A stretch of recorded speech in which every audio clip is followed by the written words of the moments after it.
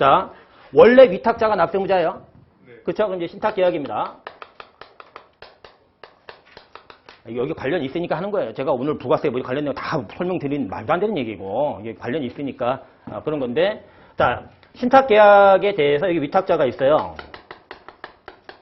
수탁자가 있습니다. 여기 이제 제3자가 있습니다. 근데 그 판례 얘기를 제가 좀 잠깐 말씀드려 볼게요. 그 판례 얘기는 뭐였냐면 얘가 시행사였어요. 시행. 얘가 시공이었어요. 시공. 그러니까 우리가 사업을 시행하는 회사하고 시공은 건설회사죠. 뭐 현대건설, 뭐 삼성물산 뭐 이런 데잖아요. 그렇죠? 그런데 이 시행이 시공이한테 돈을 못 준 거예요. 건설 공사비를. 그러니까 시공애들 열받죠? 시공애들 열받으니까 돈 달라고 했어요. 근데 얘들 돈은 개털이에요. 돈은 없는데 그 건물이 있는 거지, 부동산은. 그래서 그거 팔으라고 한 거예요. 그래서 돈 달라고. 그래서 부동산 처분 신탁을 맡긴 거예요. 관리 신탁을 맡긴 게 아니라 처분 신탁을 맡긴 거라고요. 그런데 거기에 우선 수익자로 얘를 지정한 거예요. 그래야지 그거 돈 팔아먹고 다른 데 다 가면 어떻게 건설회사 돈 못 받잖아요. 그래서 그걸 이제 우리 부가가치세법 규정이 뭐라고 표현하냐면 채무 이행을 담보할 목적으로 이렇게 표현을 해요. 그러니까 우선 수익자로 얘를 지정한 거거든요. 그래서 얘가 이제 팔았어요. 부동산 신탁을 했는데 그래서 얘가 이거 처분을 합니다. 그러면 우리 이제 종전 규정에 의하면 이 부동산 처분한 이 토지가 아니고 건물이라고 해봐요. 그러면 이 납세무자 누구예요? 위탁자죠. 그 얘가 개털이고 세금도 찬압한 거 있어갖고 국세청은 얘한테 자꾸 고지서 보내고 독촉장 보내고 했더니 얘는 못 내겠다는 거예요. 나 아니야 납세무자 이렇게 나오는 거예요. 얘야 얘. 이렇게 나오는 거예요 수탁자. 그래서 이제 1심 갔더니 졌어요. 2심 갔더니 졌어요. 3심 갔더니 9심 다 졌어요. 대법원에서 얘가 납세무자가 맞다는 거예요. 대법원에서 얘가 납세무자가 맞다는 거예요. 이게 왜 그러냐면 신탁법 규정을 알아야 돼요. 신탁법 규정을 보면요. 자 보세요. 얘 부동산이죠.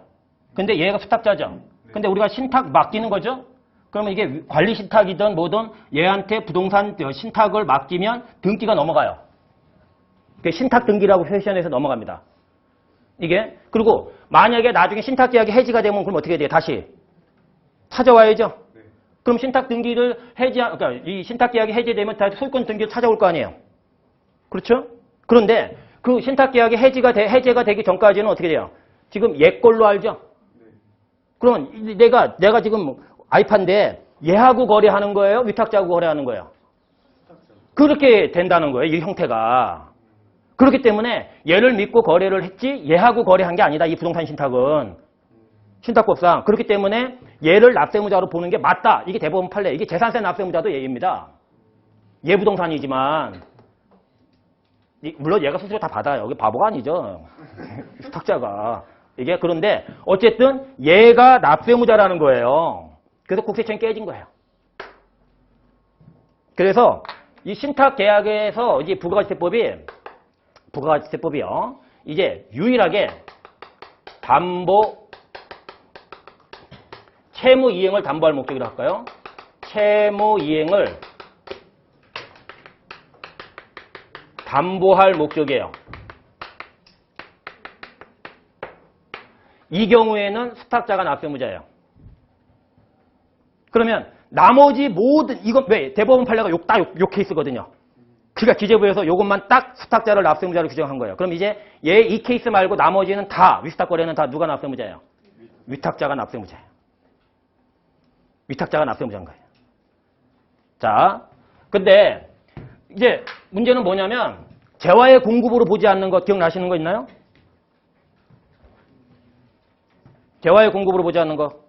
사업의 포괄량도, 조세 물납, 담보 제고 뭐 이런 거 있었죠? 부가가치 안 하시면 나중에 하세요. 근데 거기에 이제 이걸 넣은 거예요. 부동산 신탁 계약을 체결해가지고 소유권이 얘한테 넘어가는 거. 그건 재화의 공급이 아니죠? 나중에 찾아올 거니까. 관리 신탁이죠. 그건 대부분. 그렇죠? 처분 신탁이 아니라. 그 다음에 얘가 신탁이 깨져가지고 다시 소유권 찾아올 수 있어요? 없어요? 그것도 재화의 공급을 보지 않는다.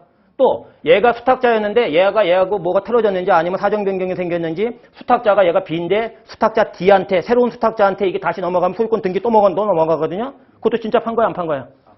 그것도 재화의 공급을 보지 않는다가 3개가 추가됐죠 올해. 그 재활 공고를 보지 않는데 3개가 추가된 거예요. 이게. 그런데 또 하나